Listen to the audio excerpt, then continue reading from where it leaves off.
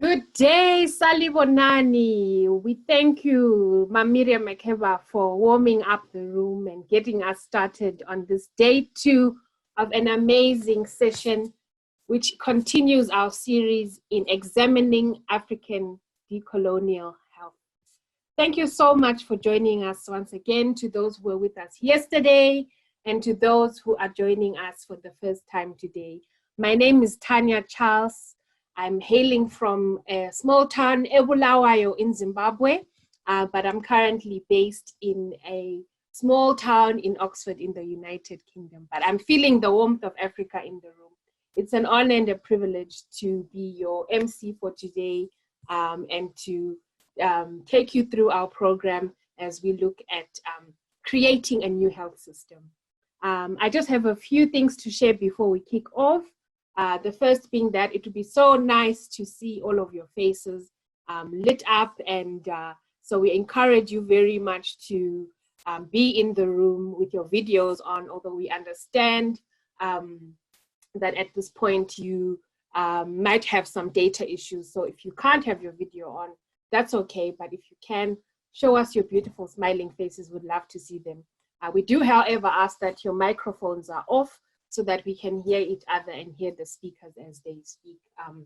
We also want to hear your thoughts and see your thoughts. So we're using the chat box throughout today to, talk about what resonates, to have our questions put forth, to basically say hi to friends and colleagues. So please don't feel shy to use the chat box. I already saw that many of you were proudly saying where you're from, and there's so many beautiful countries represented.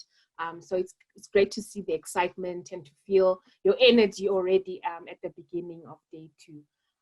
Please also use our hashtags, HSG Decolonize Africa, which is where you can basically tweet on all social media, as well as HSG African Futures. So those hashtags will be on our slides throughout today, and you'll be able then to basically tweet in social media and let the world know what they're missing.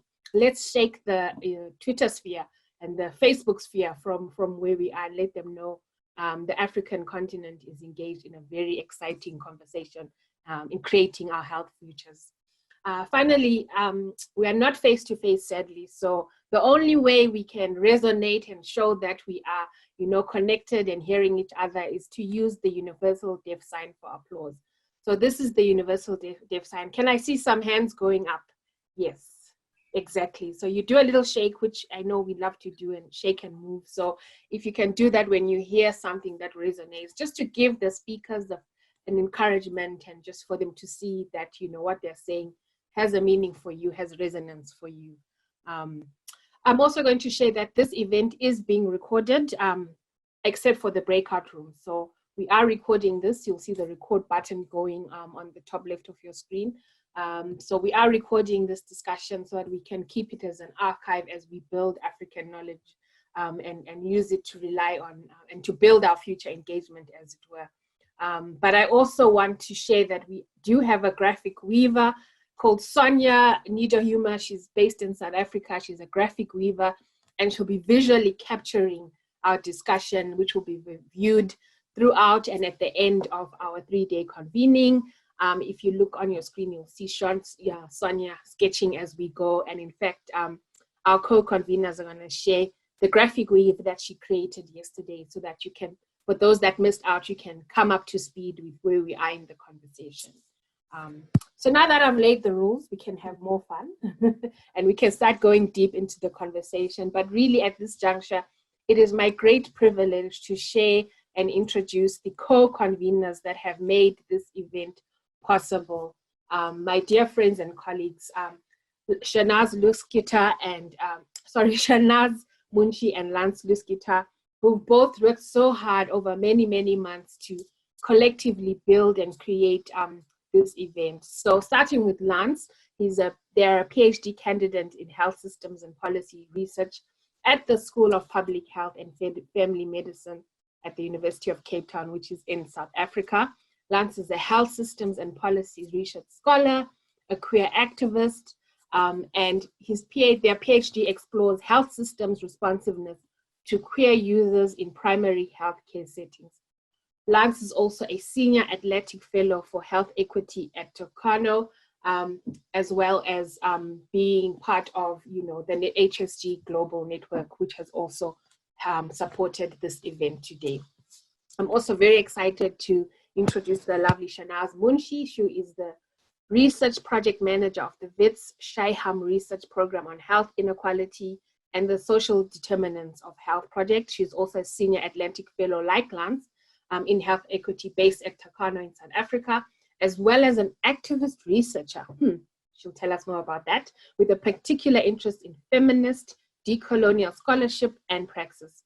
SHEHNAZ is an occupational therapist with 10 years of experience serving vulnerable and marginalized communities in South Africa and the UK. So thank you to Lance and SHEHNAZ, as well as the partners at Atlantic Institute, CHESI University, the WITS University, Tocano, and of course HSD for investing in this timely and urgent conversation on African health systems. I'd like to hand over to you to officially open and officially welcome us for day 2. Thank you. Thank you so much, Tanya, for that very beautiful introduction and for leading us into day 2 of this very exciting convening. So greetings, everyone. Can we all start with a deep breath? As the breath brings us into proximity with each other, and as the world's attention has been brought to the breath, we warmly welcome you to this gathering, a space and conversation that seeks to grapple with the intersection between decoloniality and African health systems. For us, decolonial thinking is a segue to advancing responsive and socially just health systems on the continent. This project was inspired by the Rhodes and Fees Must Fall movements in South Africa, the African intersectional feminist and queer movements in our respective institutions and communities we are part of and represent. The breathlessness, the gasping of breath, the urgency to breathe of these movements flow within all of us today. We thus situate ourselves in the history of thinkers, practitioners, advocates, poets, storytellers interested in doing decolonial work on the continent.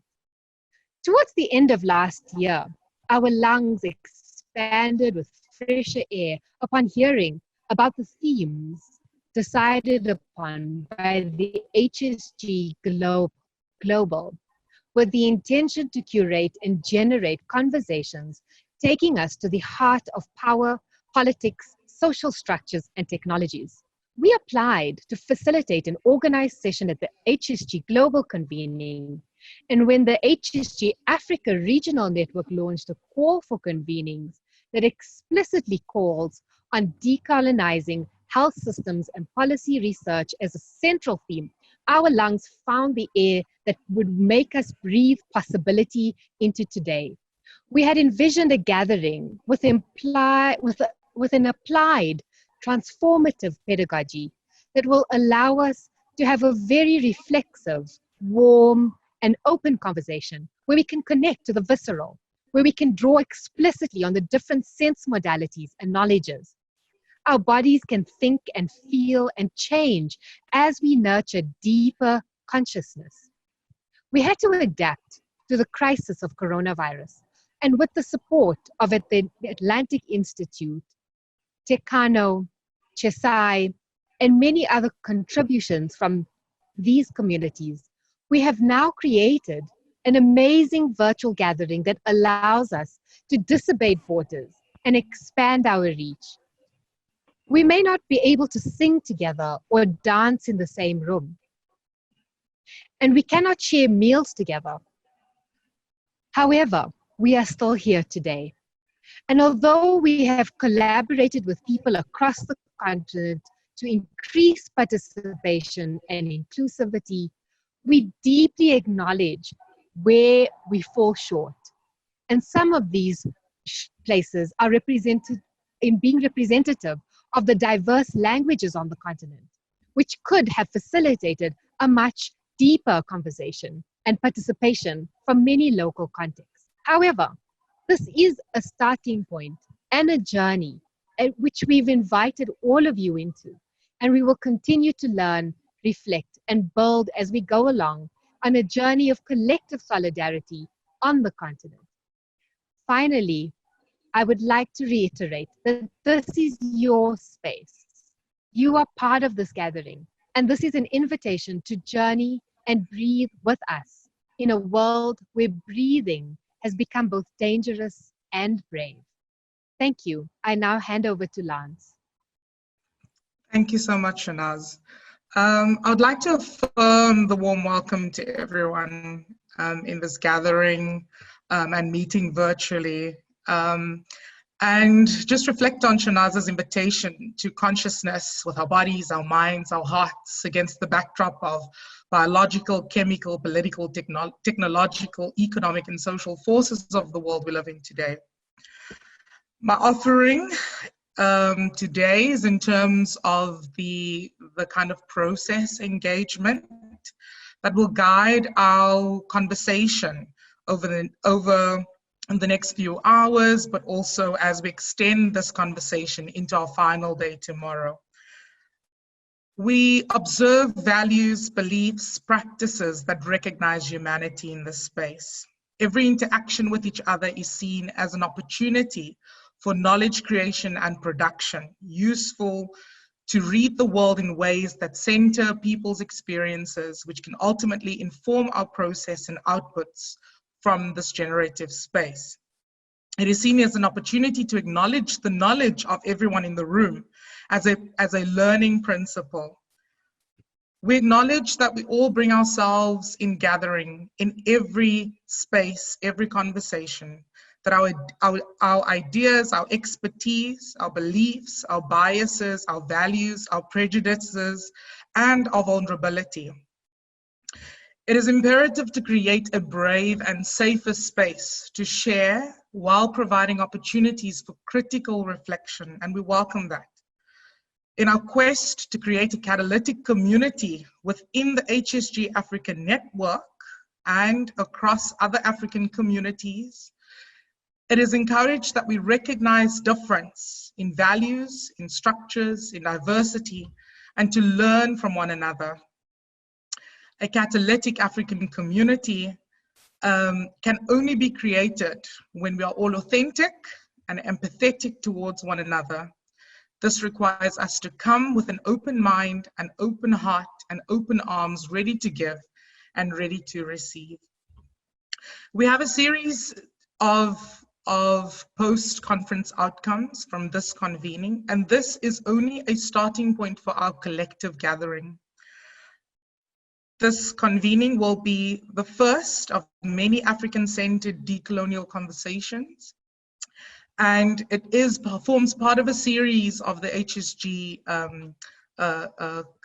conversations that are planned as part of the regional networks convenings. So it's part of that. And we are hoping that some of our, in the planning for the coming months, that we can offer further webinars and cross-continental conversations on tools that can be used to decolonize the HBSR field, and to have a representation of views and thought leadership by the convening organizers and by the broader community at the Health Systems Global Conference that will be held in in November 2020. I'm still living in the past, sorry. Taking forward the collective knowledge and experience to influence Health Systems Global 2020 and the future health policy and systems research symposia. I would also like to just offer a recap from yesterday for those joining us for the very first time today. So we had a very fruitful discussion yesterday and appreciate the contributions and the feedback from the community about the conversations. We are open and eager to learn and reflect collectively. And we welcome you on board. We are really serious about our invitation for you to be part of this. And so connect with us on the various platforms that are available to connect. So we want to give a little bit of a snapshot, and I'm going to ask Danny, if you can put up the graphic weavers image. So this is kind of a really nice snapshot of what was discussed yesterday. And a key highlight from yesterday's conversations and reflections were the question of who is African and what is an African health system, as well as how do we move forward with this project and being careful of overgeneralizations, homogeneous and monolithic ways of talking about an African health system, and being mindful not to reinforce colonial discourses or problematic discourses and perpetuate a single narrative of Africa and of African and what it means to be African. The fire starters in the community highlighted the relevance of criticality and critical theory in our theorizations, and our practices for addressing inequities, and the usefulness of discourse of decoloniality, health and health systems in Africa as important. However, we are very mindful and we will caution of being pompous, esoteric and abstract, or heavily theoretical without considering the implications for practice and people doing the work at grassroots or ground level. There was definitely a caution for us not to speak past each other and assume that we all know what we are speaking about when we use the concepts drawn from decolonial theorists and the theoretical frameworks that have been raised in yesterday's conversations.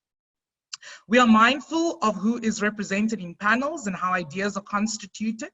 And we really try to incorporate diverse perspectives and voices and hope we can have people coming forward in perspective gatherings to offer their experiences and their perspectives, especially if you feel that your perspective was not represented meaningfully, or that it was that you were invisibilized, your identity, what you bring and your offering was invisibilized. And we hope that you can bring this into this conversation as well as take up our invitation for engagement and inclusion.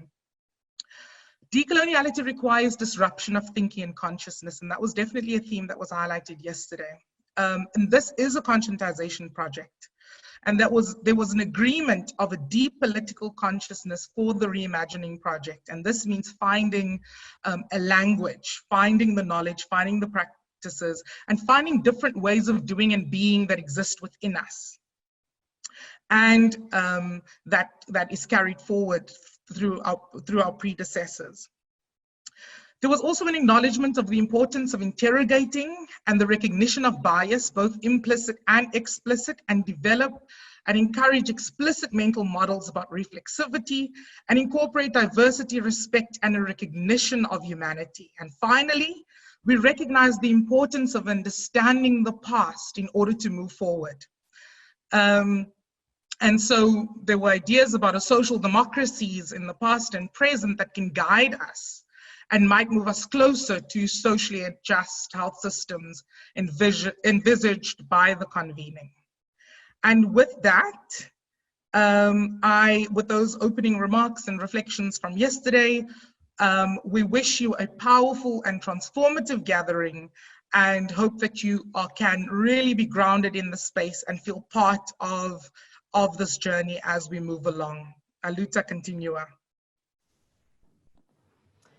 Thank you so much, Lance and SHEHNAZ, for that incredible framing and for reminding us that this is a space for boundary breaking and for reimagining and recreating, and also making center and visible the knowledge we already hold as within ourselves as human beings historically, and bringing our ancestors and our different forms of knowledge into the space. Thank you so much. And so we want to start to do that. We want to start to unpack who we are, where we are. And so it's my honor and privilege to introduce the amazing PHILIPPA NAMUTEBI KABALI-KAGWA. PHILIPPA is a storyteller, a poet, a coach, and a skilled facilitator with over 20 years of experience. She uses storytelling as a catalyst for community conversations, for teaching, and for entertainment. And at the center of her practice is deep listening. And she responds to client requests with bespoke solutions covering all of these ways of engaging. Philippa believes that we all need to hear stories and to tell stories and to use stories in order to shape the world we live in.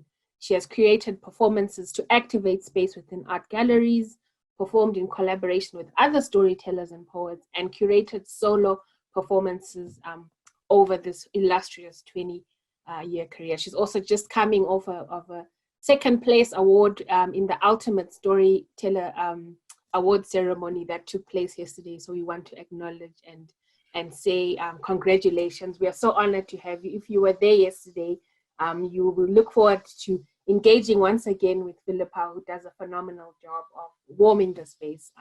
And so without further ado, I'd like to invite Philippa to take us into the invitation to play section as we get to know each other a little bit more. Over to you, lovely Philippa.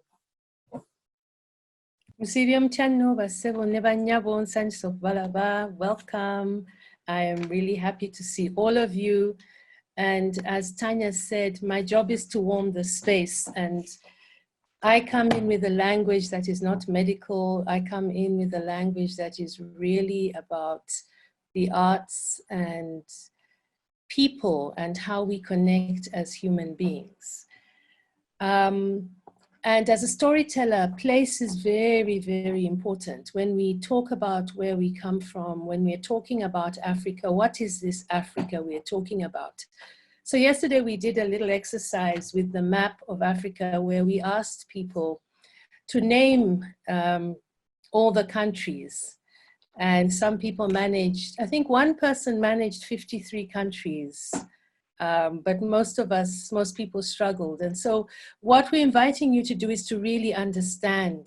Let's get to know our continent. Let's get to know our history. So today I have a little game to play. Danny, where's the map of the continent? There we go. So some of you did history in school. So I'm inviting you to look at this map and to think of there are three kingdoms, ancient kingdoms: the kingdom of Aksum, the kingdom of Songhai, or the kingdom of Mutapa, the Mutapa Empire, the Songhai Empire, the Mutapa Empire, the kingdom of Aksum. And my question is,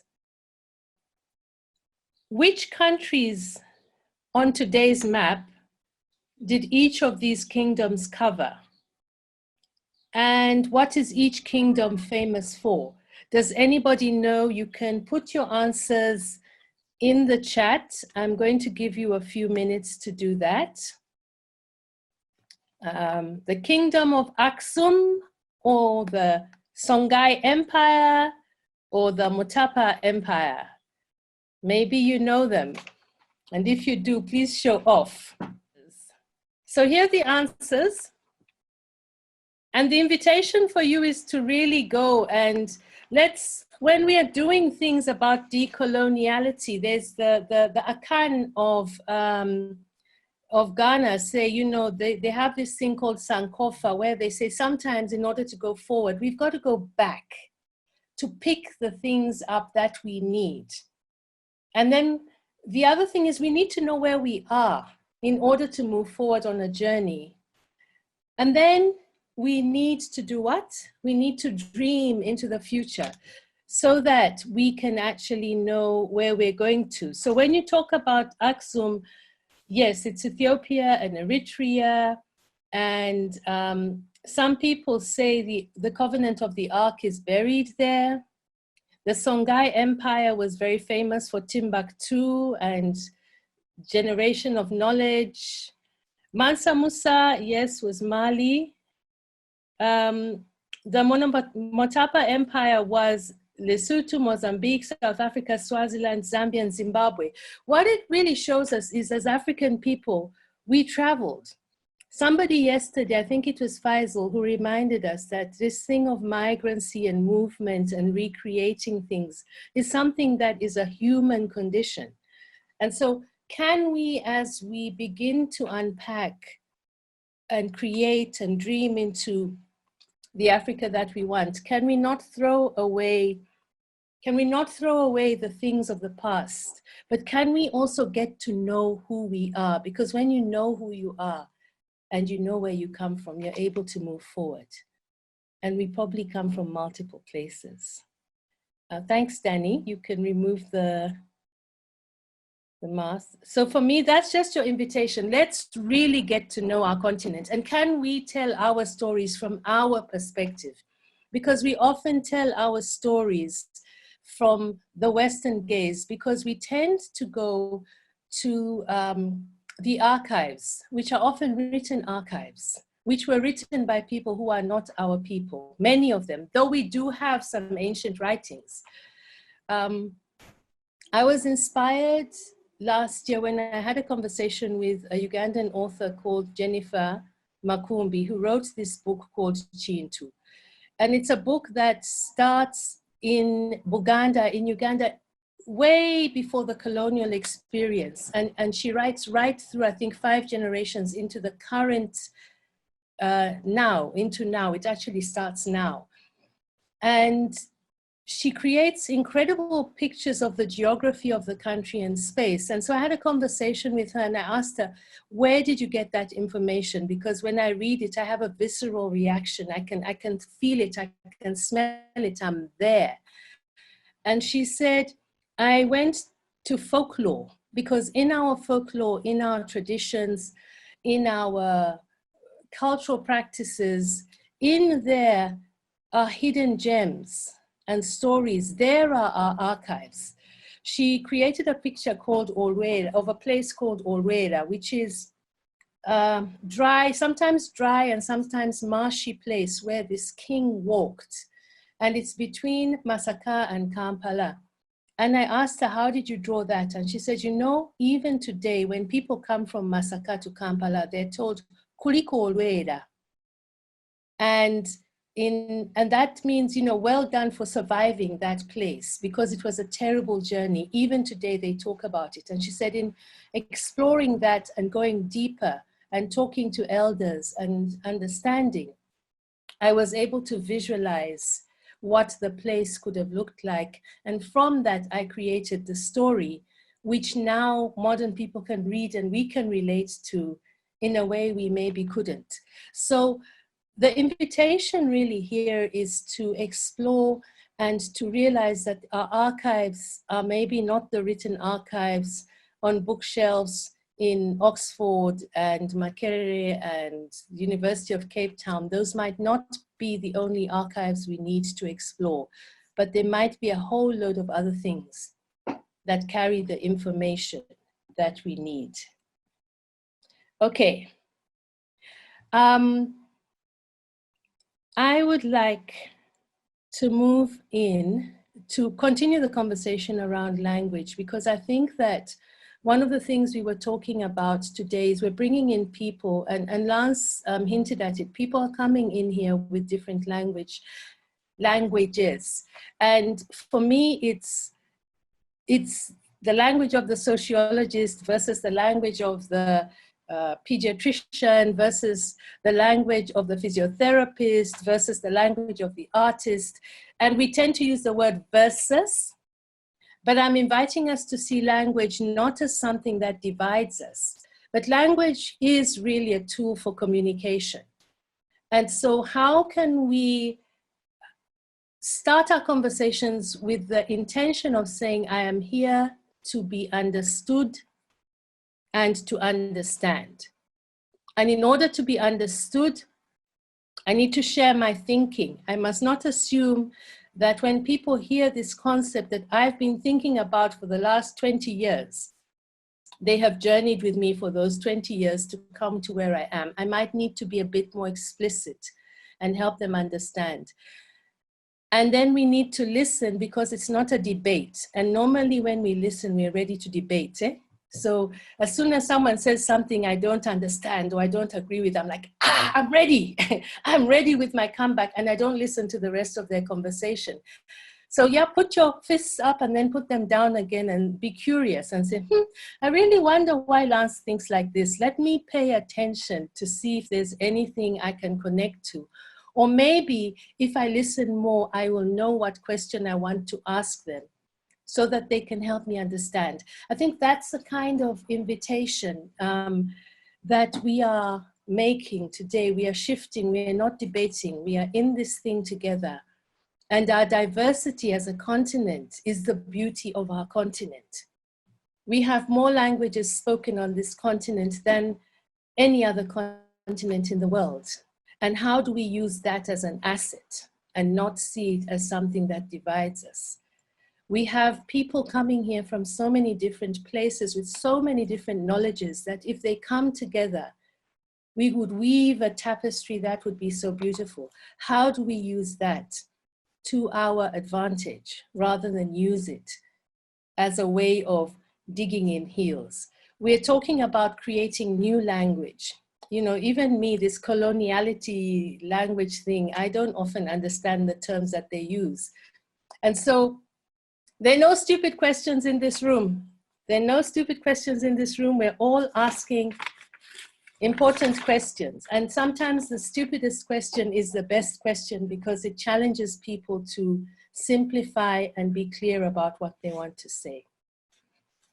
I'm going to end my introduction with a poem. I was going to read Love in a Time of Ebola, but I think I'll read the Invocation. I'm looking at you, Lance, to see which one you want me to read. Love in a Time of Ebola, number 1, or Invocation, number 2?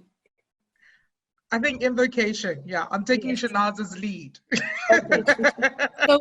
So I'm going to read Invocation. It is a poem written by Lebohang Mashile, a South African poet.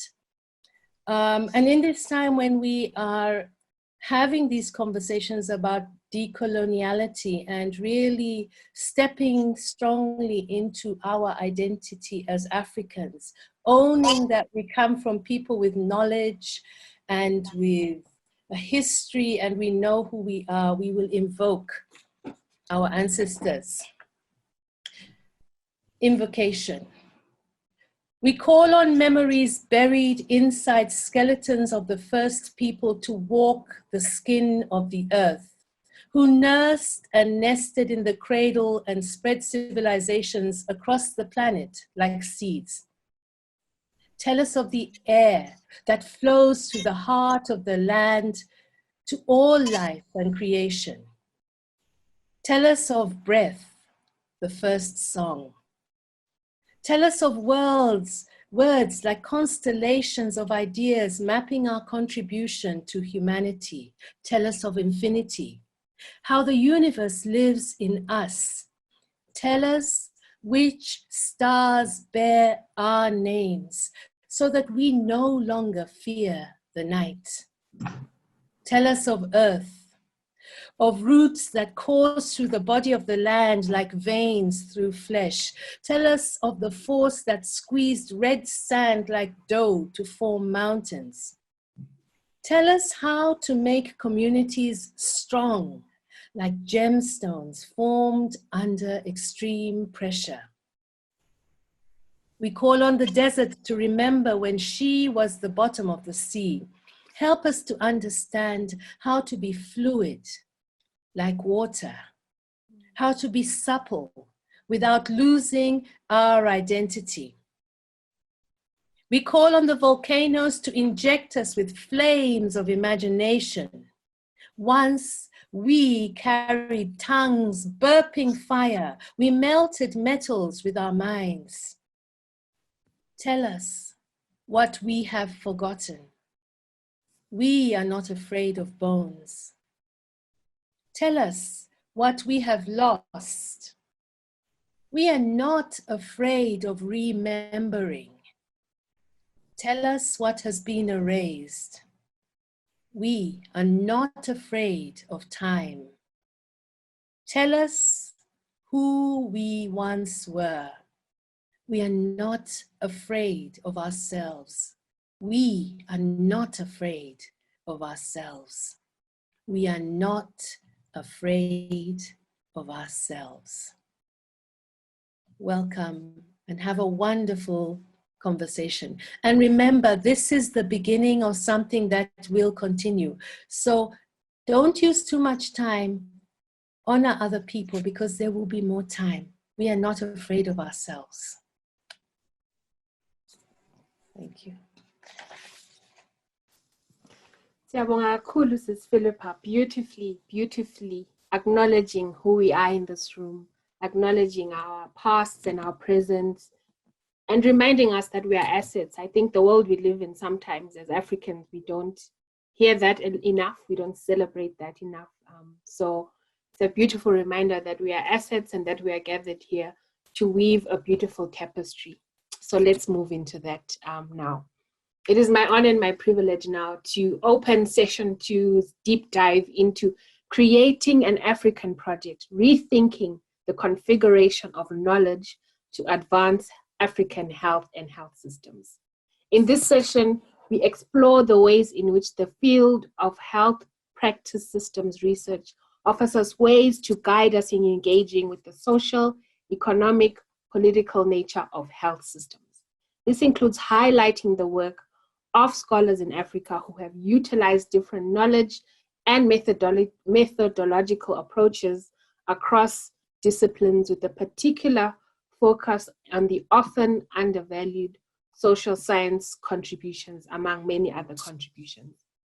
HPSR scholars have also increasingly theorized or used theory and worked with different local actors, including policymakers, civil society, and others who have shaped the nature of the health field.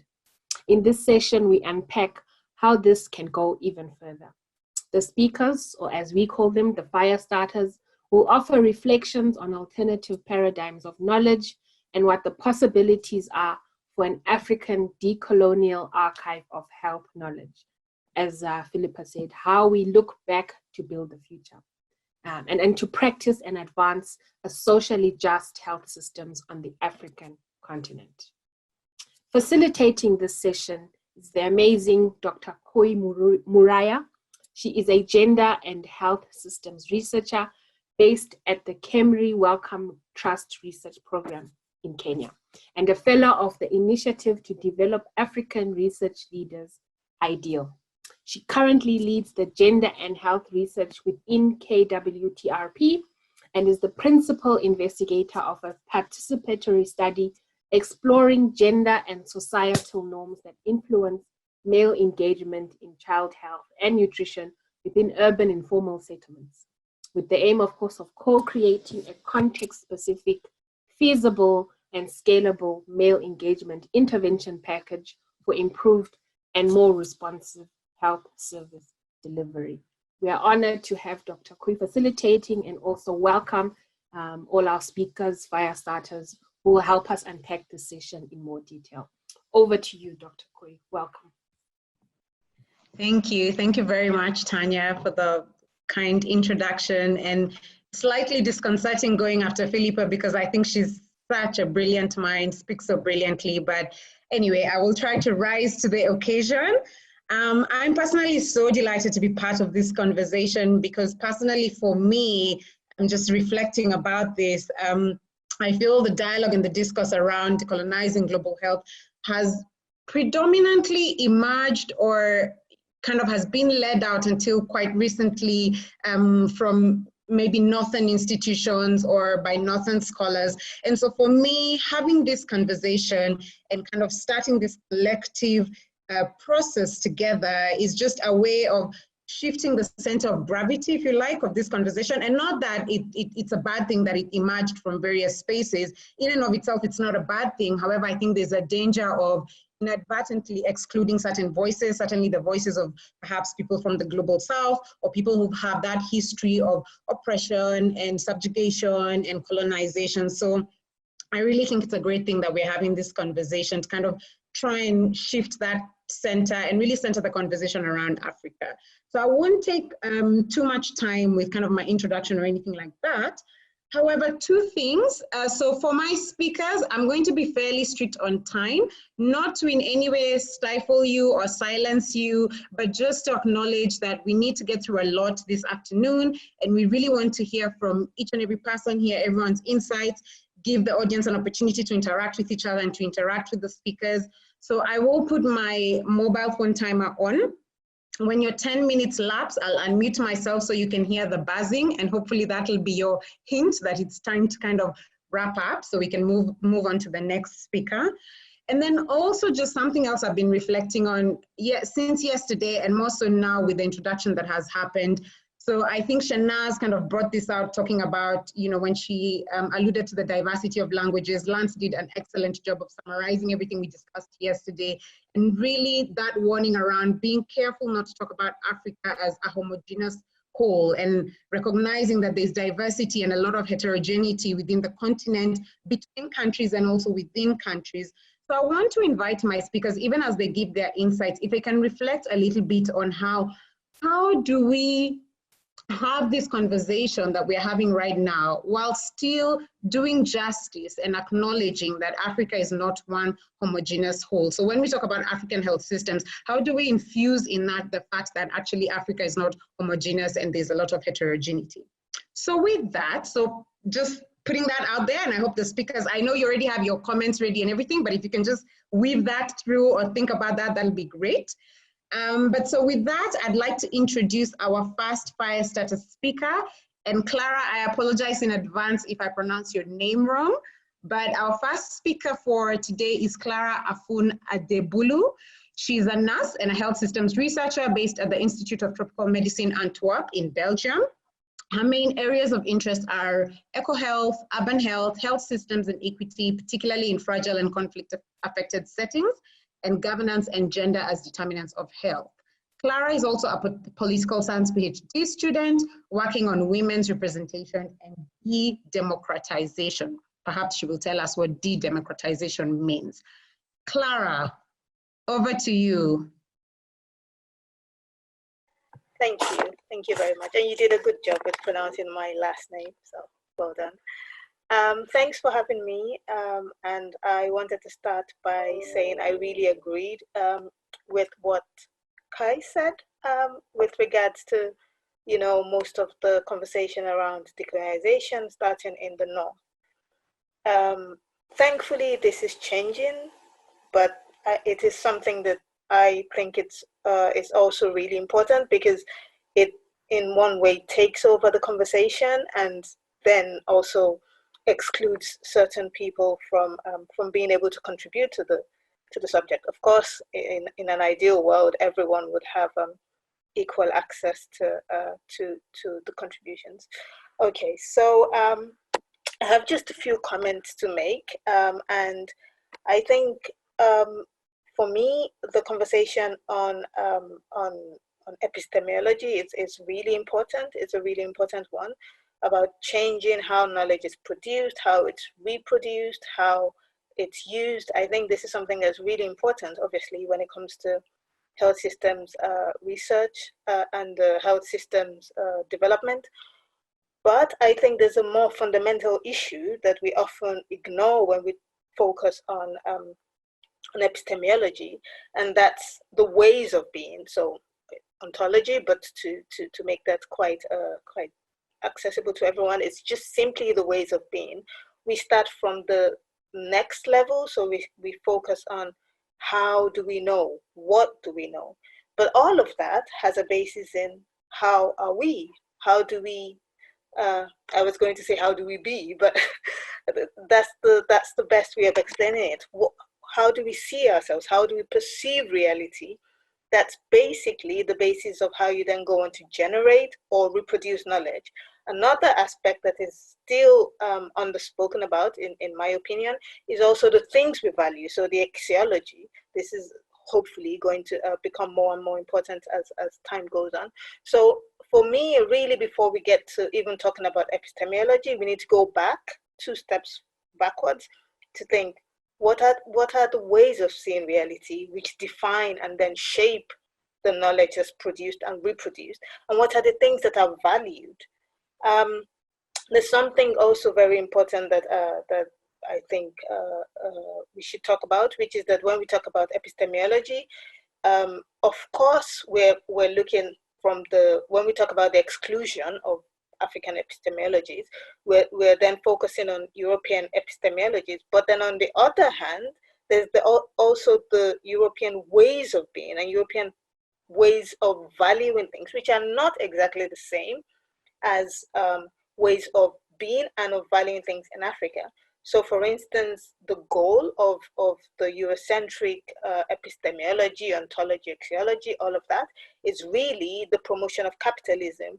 The goal is to generate as much profit, as much wealth as possible, which in itself also actually excludes people, even in the global north. So it excludes people who are disabled, it excludes certain genders, it excludes a lot of people in the global north, and then it excludes also people from all different parts of the world. So really going back to my initial point, which is that before we go to the next level of talking about how we generate knowledge, we need to go back to the foundation, which is how are the ways of being, who has defined this? Because again, the thing with capitalism is if you cannot produce value, which is a very interesting context-specific way of defining it sometimes, then you have no use in that way of thinking. If you cannot produce value, if you cannot contribute to capitalism, then you have no use. This is why,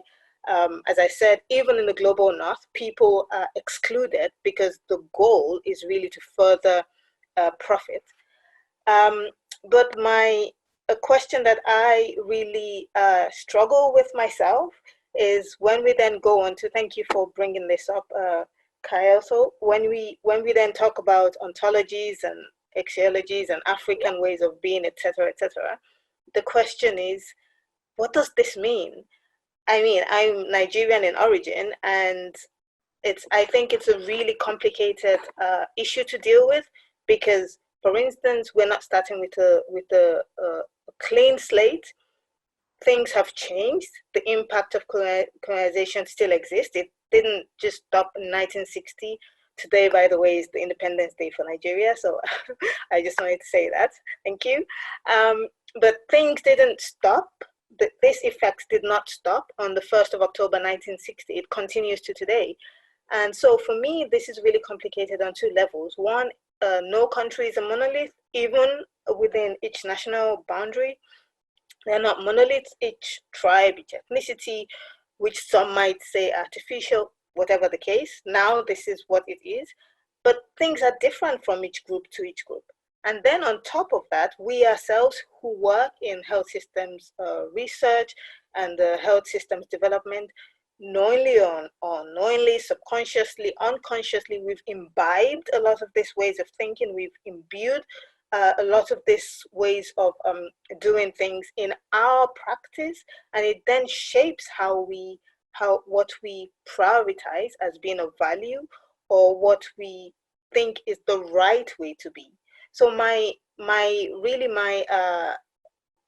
question to all of us is first of all, what do we define as African ways of being, and what do we see as African ways of valuing things? Because obviously this, as I said before, this is the first step, but how can we work on defining that, given all the things that I've said before?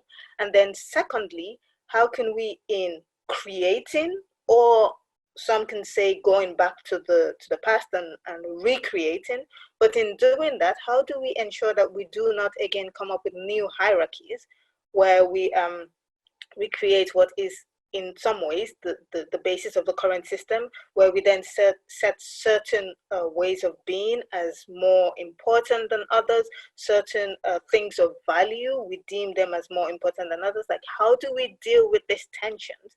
And then on a very individual level, how do we work in our own day-to-day practice? I mean, I'm a health systems researcher. I live in Belgium. I'm before my computer every day doing a few things. And it doesn't seem like I'm contributing to colonization or decolonization, but in some ways I am. How do I deal with that on an individual level? Basically, I think these are my first three questions, and we can discuss this further. I think I finished well ahead of time for now. I think you have. Let me, oh, brilliant. You still had 3 minutes to go, so thank you. At least we'll have more. That does not mean any other speaker can take her 3 minutes. I would prefer if we have more time engaging with the audience. However, perhaps I'll let all the speakers speak, and then I will give my kind of thoughts and reflections and summary points after all the speakers speak. So we'll go straight into the second fire starter speaker, who is, again, Dr. Irene. My apologies if I pronounce your last name incorrectly, but I shall do my best. So Dr. Irene Akwa Ayappong is a public health consultant at Dodowa Health Research Center and is also a foundation fellow in the Public Health Faculty Ghana College of Physicians and Surgeons. Previously, she was placed on secondment by the Ghana Health Service to the University of Ghana School of Public Health, which ended in 2015. I see there's more on her slide here, but I believe that the audience has also had an opportunity to read that slide. So I invite Dr. Irene to please go ahead and give her remarks, and you have 10 minutes. And if you do get to the 10 minutes, I will unmute myself so you can hear my buzzer going. Thank you. Thank you very much. Thank you very much for the opportunity. Initially, I had scribbled notes, but my internet connection has been very unstable over the last 2 days. So what I've done is I've converted my scribbled notes into points on a PowerPoint slide, and I've sent them as a backup to somebody else. So in case my internet does what it's been doing, dropping me and putting me back on, hopefully we still move forward. Okay, but touch wood, it doesn't happen. So I'll just share my screen so that the points are there.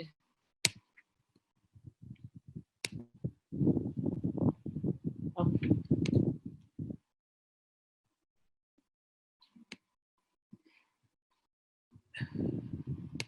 I'm not going to go in any particular order because, like I said, I just over the half hour before this meeting just quickly tried to convert my points into. I decided to look more at how do you change what is.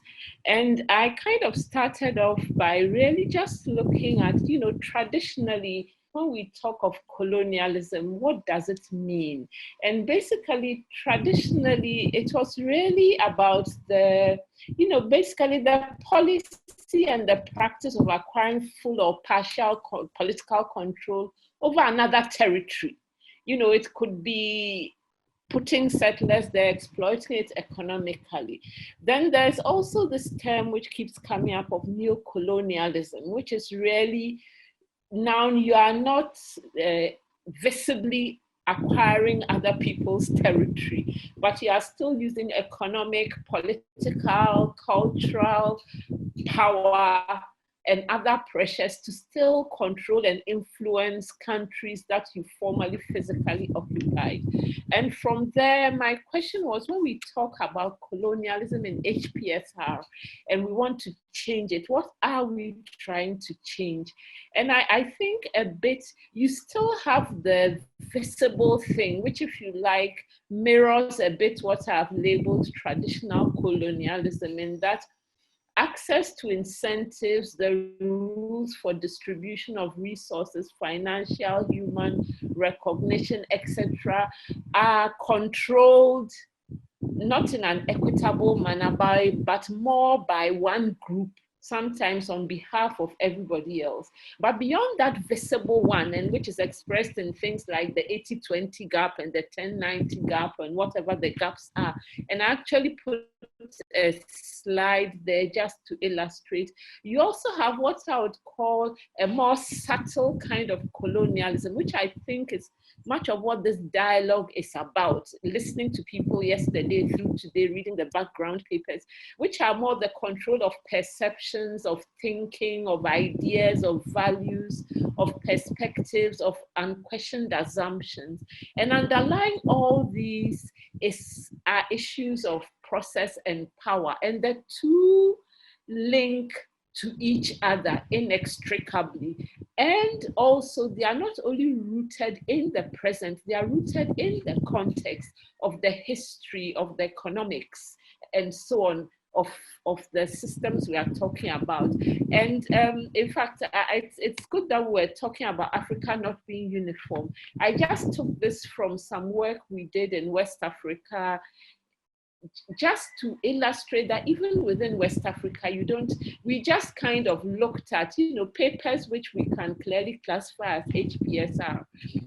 How many papers are we getting in each country in relation to the population of the country? Who is the lead author? Is it somebody who's West African based and embedded in West Africa? Or is it somebody from outside? Sometimes we talk about parachute research.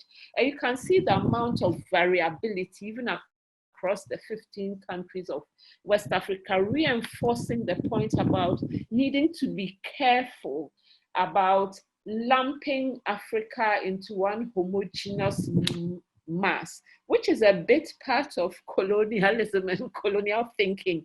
It takes as much time to get from Accra, where I live, to East or Southern Africa as it takes to get to Europe, and traveling from north to south can take as much time as it takes. So Africa is a huge continent of great diversity.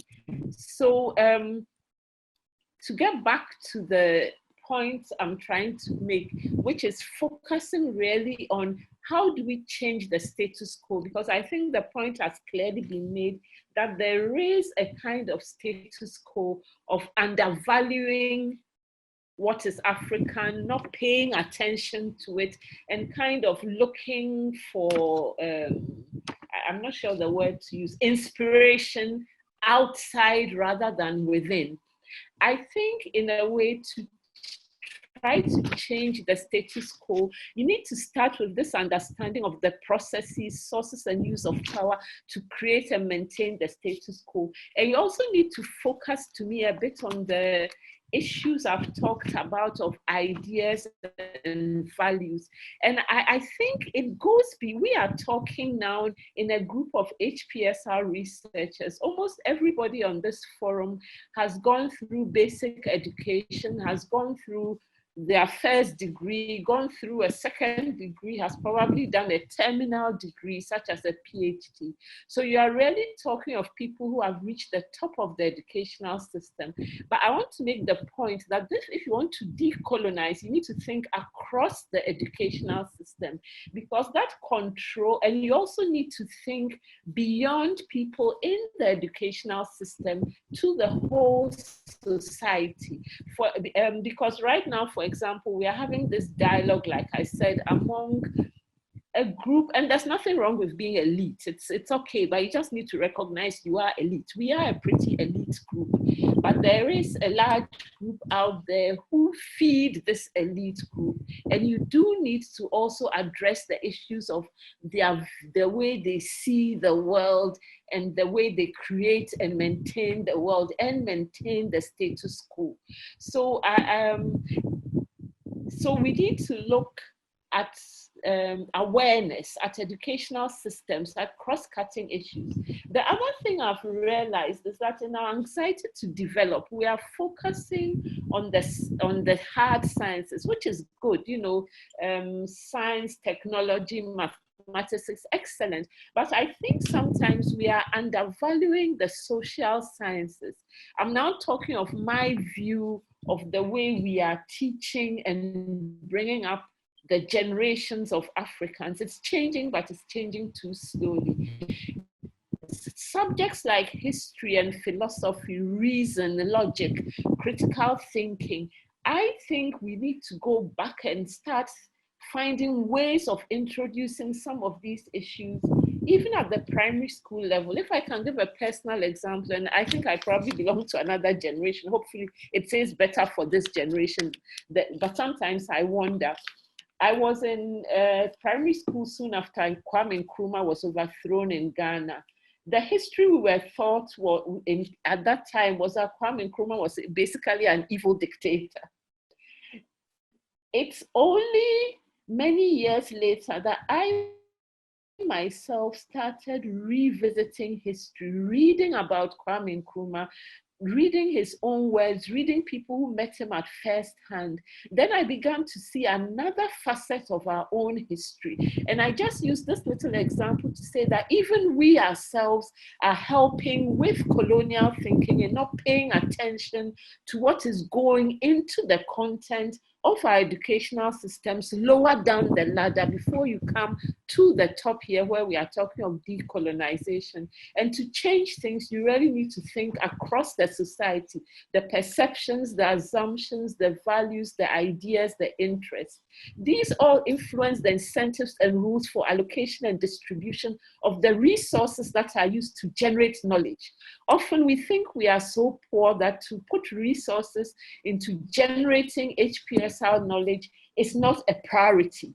It is an underlying assumption, a failure to recognize that some things matter. And you can only change that assumptions by re-looking at the society, the wider, bigger society, if you forgive me for using that word, the ordinary man and woman in the street, and also the language in which you are communicating with people.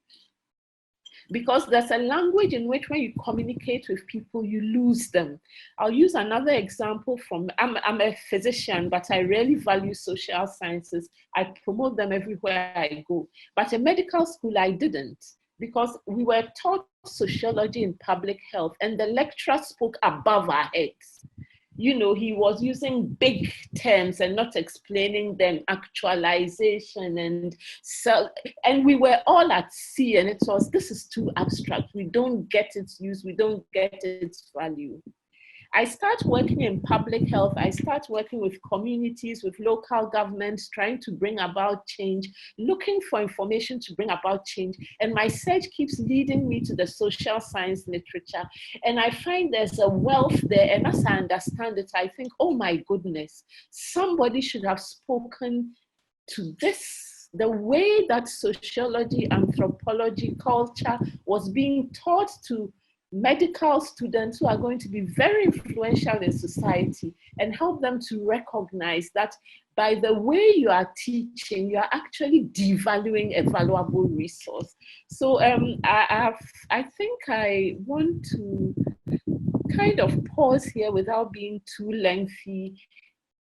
I think I have made my point, and I'd prefer to keep time for a discussion. Thank you very much. Thank you. Thank you so much, Dr. Irene. You went slightly over time, but I had actually given you the 3 minutes that we got from Clara, but you didn't use them up, so it's okay. We still have 2 minutes extra that are floating around somewhere in case someone wants to use them, or in case we want to move those to the moderated Q&A. But that was fantastic. Thank you so much. And yes, I'll give my reflections later on. So on to our third speaker, our third fire starter for this session. I'd like to introduce Professor Simukai Chigudu. I trust I pronounced that correct, who is an associate professor of African politics at the Oxford Department of International Development and a fellow of St. Anthony's College in Oxford University. He's the author of The Political Life of an Epidemic, Cholera Crisis and Citizenship in Zimbabwe, which examines essentially the social and political causes and consequences of Zimbabwe's catastrophic cholera outbreak in 2008-2009, which was the worst in African history. And more generally, Simukai is interested in the social politics of inequality in Africa. We look forward to hearing from you. Over to you, Professor. Thank you very much for having me this afternoon, for this kind invitation to participate in such an important series of discussions. And a big thanks, of course, to the two previous speakers who I think have laid the groundwork for some of the thoughts I wish to share. Now, I think I'm going to approach this perhaps from a slightly different perspective. I've been studying epidemics for a number of years now. As was just introduced, I published my first book earlier this year on the politics of a cholera outbreak in Zimbabwe. I teach courses on epidemics and so on. And in our present COVID pandemic, I've been kind of seized trying to follow and make sense of the social and political contours of how this pandemic has been playing out and what it might mean for the African continent. And something that struck me from very, very early on in the outbreak is around February, March time, as COVID had caught Europe unaware and was resulting in all manner of devastation in northern Italy, as it was starting to spread through France and making its way to the UK. I was struck that reports about the potential impact of COVID-19 in Africa were all catastrophic. I read numerous scientific papers with predictions, newspaper articles, and blog pieces that all said that once COVID-19 hit Africa, it would be an unmitigated disaster. It was the catastrophe in the waiting room, ready to take hold of a continent that's woefully ill-equipped to deal with this virus. And in a sense, what emerged was a kind of circulating discourse, a set of shared and common assumptions that try to understand Africa as the final frontier of the devastation that the COVID-19 pandemic was going to show. And this framing treated Africa as a whole, and it actually mirrors one of the prompts that was given in the rubric for this session, which was, it was a form of objectifying Africa, not seeing the continent in any richness or complexity, not trying to understand the myriad polities that make up the continent, the wide range of economic circumstances, or indeed the distinct history of epidemics and public health in the continent. Instead, what we were treated to was a kind of meta-narrative of Africa as a kind of a foil against which the catastrophe in Europe might be contextualized. Now, this narrative trope, this discourse or this idea of Africa as the final frontier actually mirrors an older version of how Africa has featured within global narratives around epidemics.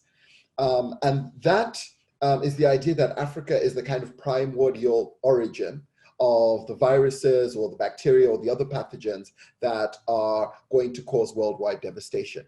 Right, so we've seen some recent iterations of this. We saw this with Ebola and the huge fear that the Ebola outbreak was going to spread from West Africa and that Europe needed to lock down its borders, the United States needed to lock down its borders, that militaries and security forces needed to be sent into the region to keep the virus at bay. We saw early iterations of this with HIV/AIDS and the various forms of stigma attached to Africans as carriers of that deadly virus. And so I started exploring the history of where this comes from. And in part, it emanates from an idea that crossed over from the world of science into the world of public policy. So back in 1989, at an international meeting of scientists hosted by Rockefeller University and the United States National Institutes of Health, a team of virologists, microbiologists, clinicians, public health scholars met to talk about what they saw as the threat of so-called emerging viruses. The keynote speech was delivered by a virologist called Joshua Lederberg.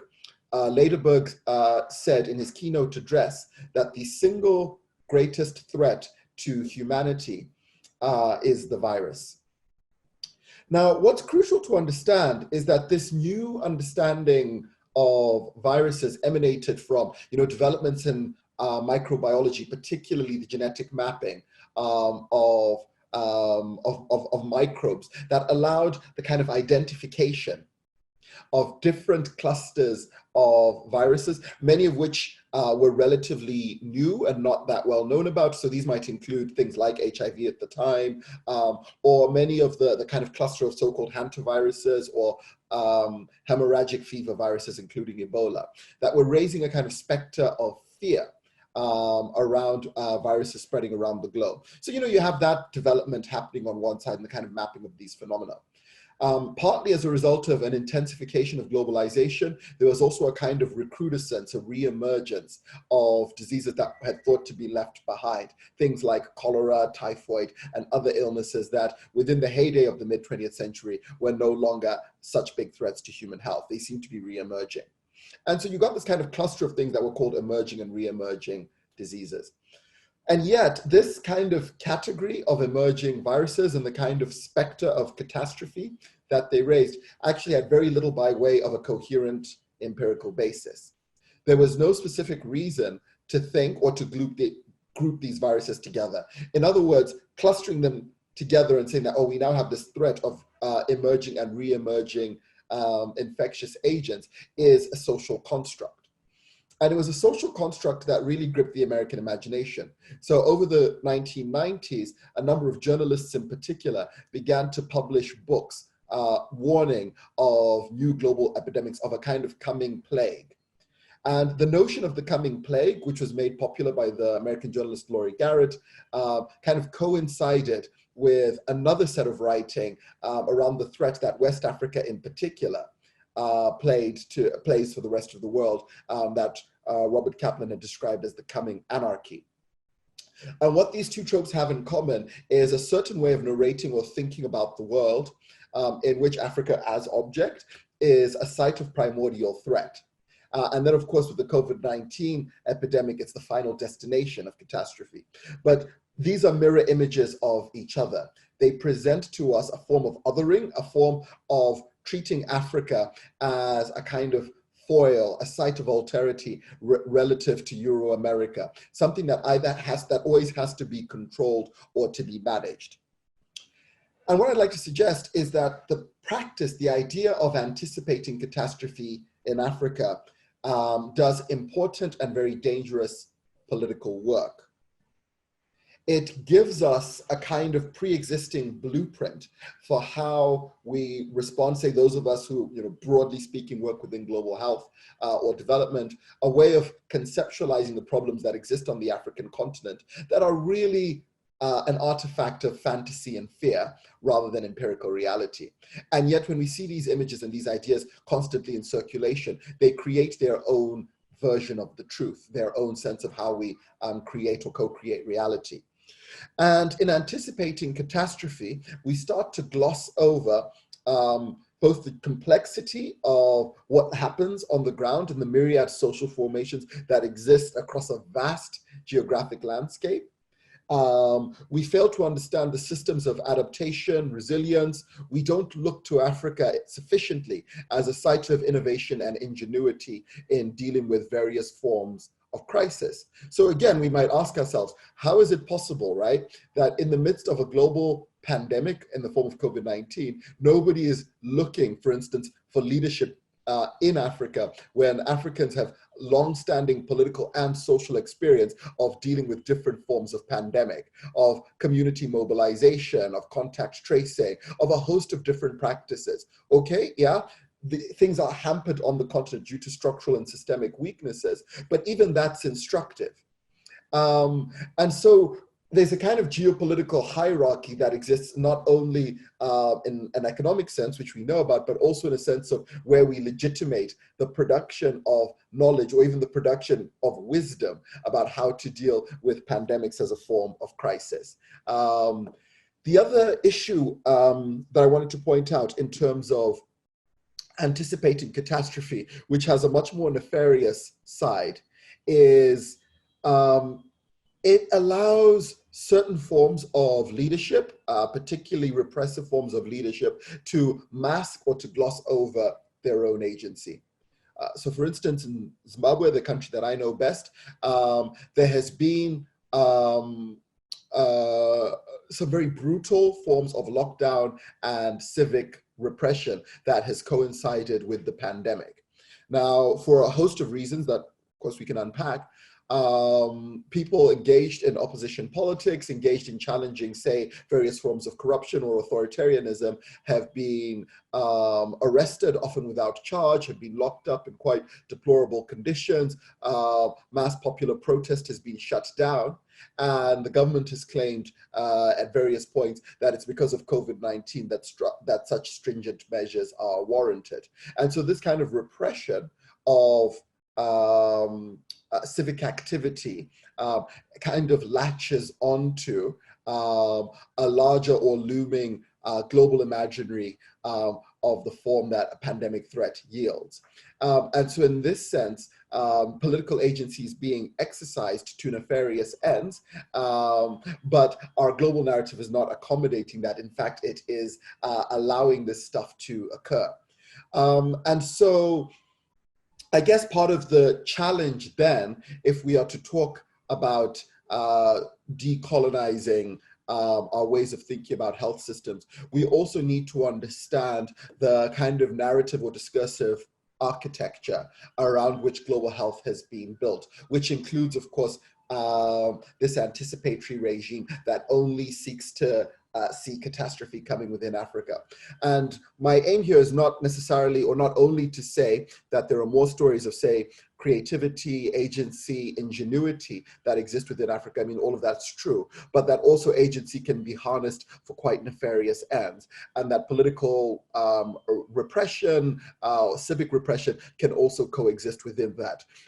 But whichever way you look at it, a kind of glossing over or homogenizing view about these impersonal forces such as microbes shaping human destiny is at root a big part of the problem. And so we need to be able to hold two things in our heads at the same time. We need to be able to deal with the complex reality of what epidemics are, and yet not fully surrender to the kind of narrative structures that have been given to us that gloss over how human beings interact with the microbial world. Okay, so I will leave my comments at that and look forward to engaging in questions. Thank you, Simukai. The buzzer was just about to buzz, so well done, right on time.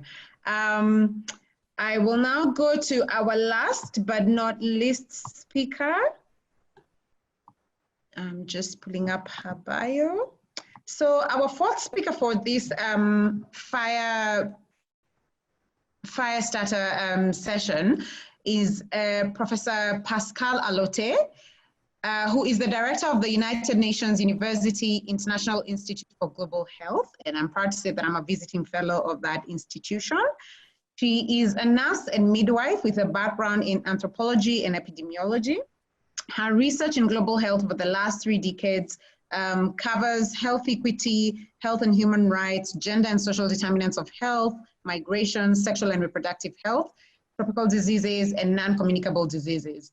She has pioneered methodological approaches for engaging communities in research and policy processes to ensure joint ownership and partnership in health and service delivery.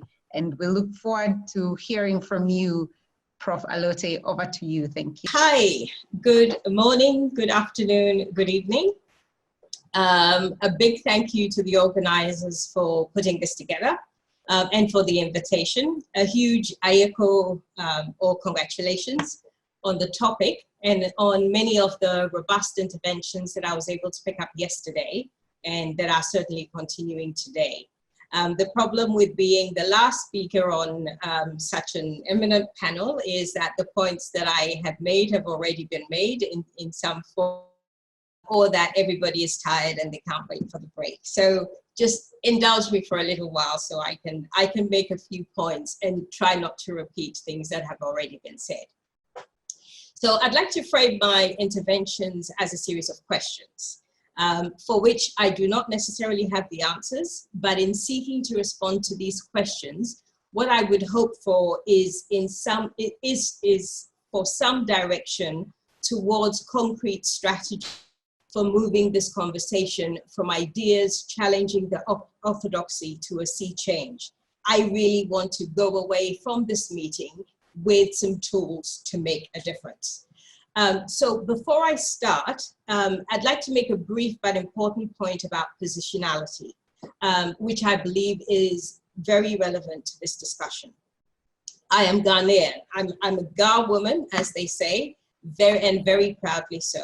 I have fond memories of a childhood constantly annoying my grandmother with questions because I was really interested in her use of language, in why she couldn't just, for instance, just give me one word to describe the red cloth that she wanted me to get from her wardrobe. Instead, she'd go into all these stories about the hues of the sunset, and it's not, you know, the one that looks like the sunset, no, it's not that one, versus the color, the one that looks like blood, no, it's not that one, or the one that is like the color of clay, and so on. All of this just to distinguish between the different cloths that she did not want. So other than yes or no, and probably the plethora of insults about my stubbornness, she very rarely made statements that were not proverbs or metaphors or adages. I loved it. And it has fueled a love for me of storytelling and undoubtedly my interest in anthropology. Now, other than being a Ghanaian, I am also very much a part of the African diaspora. I have not been resident in Ghana, really, since 1988, although many, I go back as often as I can. And I come from a position of privilege. Again, I think this is an important point to make. My parents were educated. I had opportunities for the best education, however one might define that, both in Ghana and internationally. And I say this because my views are very much a part of, but also apart from those of my colleagues here on this call, who are much more deeply rooted in experiences of the many cultures and realities of the many countries in Africa. These define who I am, guide how I think about the world and the choices that I make. I choose to caveat my comments with this because this conversation is one of nuance, one that is very much about identity and about how our identities and experiences intersect and interact with the histories that define Africa as it is today, and possibly define what we think the solutions might be for these very big conversations over these 3 days. The positioning is important because as an early career researcher, it made me invisible. A fly on the wall of often fairly high-level meetings with experts from the top academic research and development institutions in global health. And I will include the usual kind of multilateral agencies in this as well. Invisible because I was unseen and unheard, but was meant to feel lucky that I was allowed to even be in the room. And the invisibility made me witness to some of the most highly respected academics in the field talking about Africa and Africans in what are still some of the most disparaging terms I have heard. So it is deeply personal to me when I hear the hunger in the voices of colleagues and early career researchers yearning for the opportunity to study at the feet of many such scholars who have very little respect for the people and the places on which their careers have been built.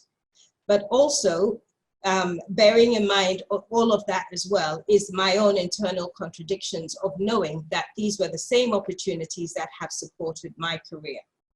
So here are the questions. How brave are we in the quest for disruption of coloniality in global health, in health systems? And I choose brave as the choice of the word brave is a very deliberate choice.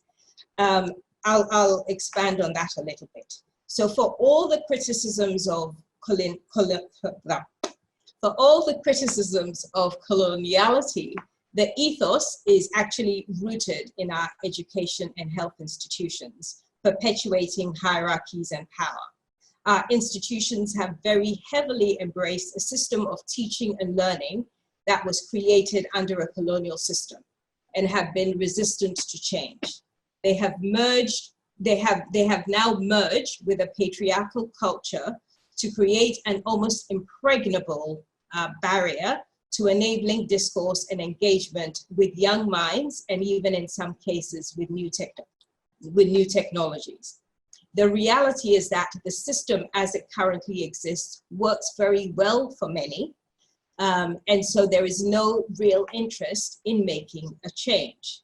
How do we deal with a system that we say is broken, while many of us still relish in being able to make art from the shards? We have a growing body of evidence, for instance, and Irene presented some of it. We have a growing body of evidence of just how broken the system is in terms of authorship, for instance. And this is published particularly by another African colleague, say, with the Global Health, BMJ Global Health. This evidence shows evidence shows what is respected as evidence can only be generated by those whose surnames are pronounceable, not like mine and many of ours again on this call. It's reflected in who is funded, the topics for which they are funded, who is published, where they can publish, and the list goes on. Challenges to this are limited by the access to resources. How many institutions are brave enough to refuse access to funding because of lack of genuine contribution? Not the sort of contribution where you're contacted 2 days before the proposal is due, but the sort that allows the priority areas, the conceptual work, the methodological approaches, and so on, to be driven from local ways of knowing and doing and being. I can count on one hand the number of times I have heard of countries or institutions that are brave enough to refuse six-figure funding because of the lack of the consultative and collaborative process. Are we ready to really explore what it means to challenge received wisdom? Are we ready to really explore what it means to challenge received wisdom and knowledge? That is the basis of the way our health systems run. As an academic, I was able to work with Indigenous communities to co-design studies, to work with them through the research process and the dissemination and advocacy for change. This work has not been published by any health journal because we do not foreground what neatly fits into the notion of what health journals consider evidence to publish. But one of the best things about the experience were the discussions about notions of health as commons, that the production of health is a shared responsibility of communities.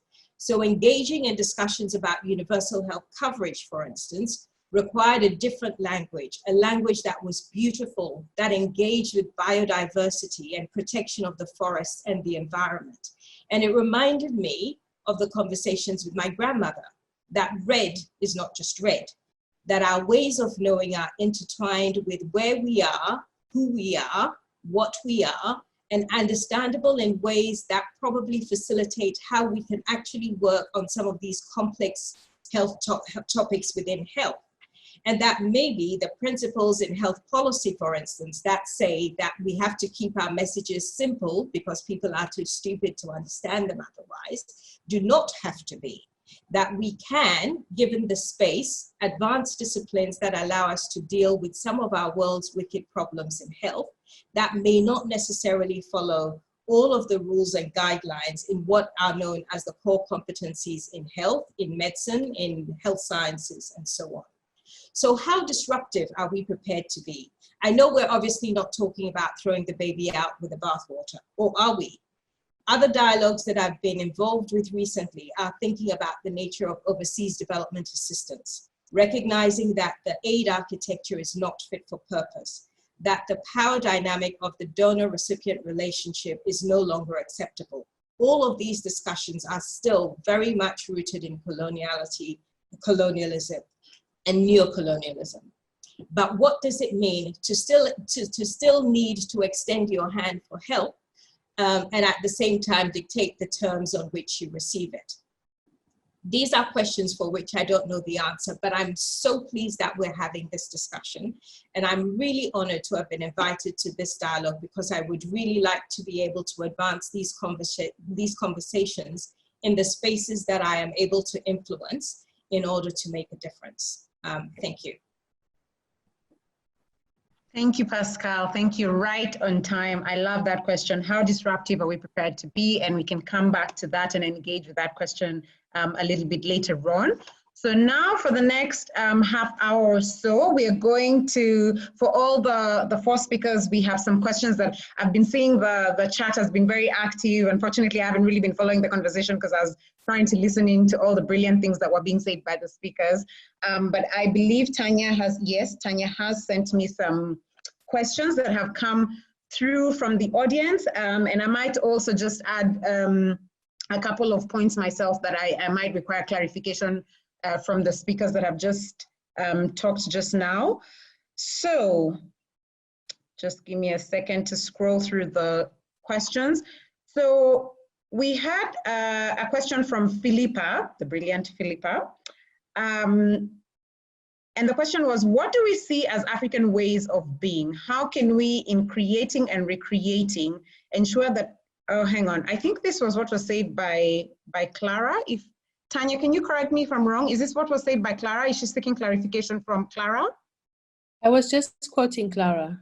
Oh, you were just quoting Clara. Okay, yes, because I'm like, I've definitely had this before. But did you, perhaps, Philippa, we can allow Clara a minute to kind of elaborate, or any of the other speakers really can contribute to that conversation around how can we actually actualize this? And I really liked what Pascal was saying, that we need to move the conversation beyond ideologies, and that by the end of these 3 days, we would hope that we come out of this meeting with some tools or some practical strategies that we can start implementing to kind of make the change that we want to see.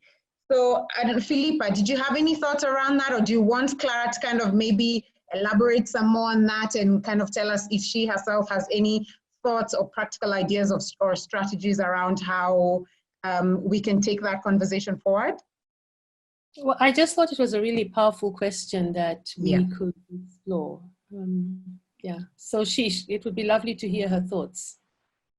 Clara, over to you. I think for me, I'm not sure I understood exactly the question, but I'll try to answer what I think I understood.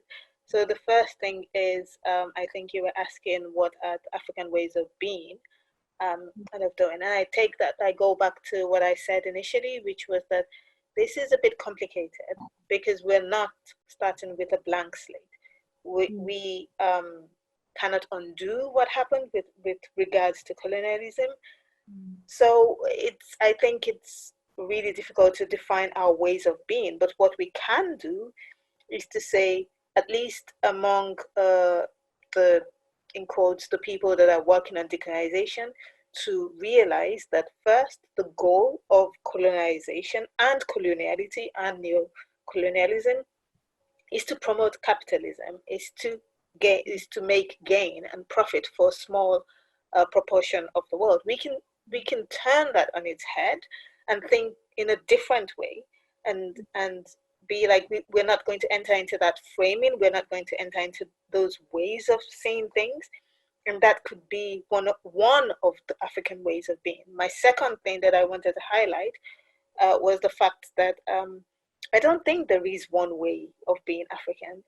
It has to be a multiplicity of ways, because if we insist that there's one way, we are again imposing a system where one way of being is the priority and is then at the top of the hierarchy. So I think it's something that's very context specific, but also I think it was Pascal that talked about this, depends also on the particular circumstances and all the things that are going on there. So we cannot impose this. Basically, we cannot say there is one way of being.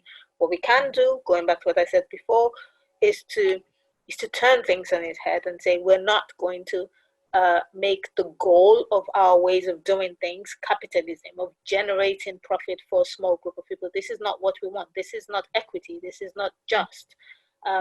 This excludes people. This is this serves no one, really. Thank you. Thank you for that, Clara. Thank you for sort of expounding on that kind of thought some more. I thought it was really powerful as well, and I'm glad Philippa brought it up in the chat so we could have a bit more of a discussion around it. Irene, there's a question for you here around, it was to do with education. Thanks, Irene. This was from Malizgani Chabula.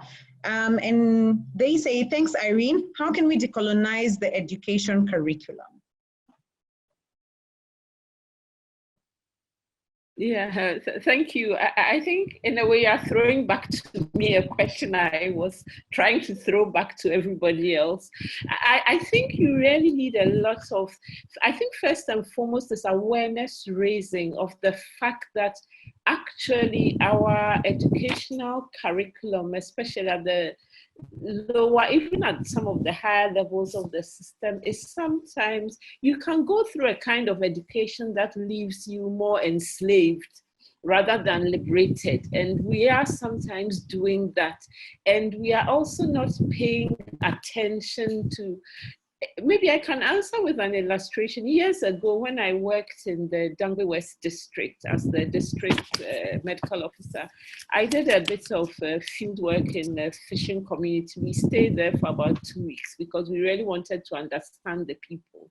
One of the things we saw as we lived in the community with the people was that they didn't send their children to school. Now that the narrative in the district was that these are ignorant, illiterate people who don't know what is good for them.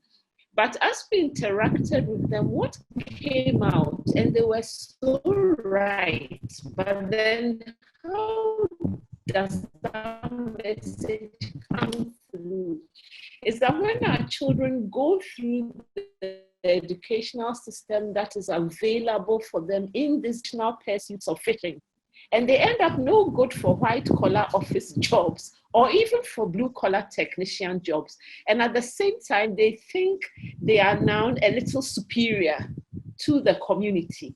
I'm just using this story to try and encapsulate the answer to a very complex question of awareness raising. That's why I said it's okay to know you're an elite, but you need to ask, what is my responsibility as an elite towards the rest of the continent I come from? Because you're an elite by virtue of the fact that you have a bit benefited from the very best of the continent. How are you giving it back and changing things? And so in fact, my takeaway from that committee was they were right. So they refused to put their children in school.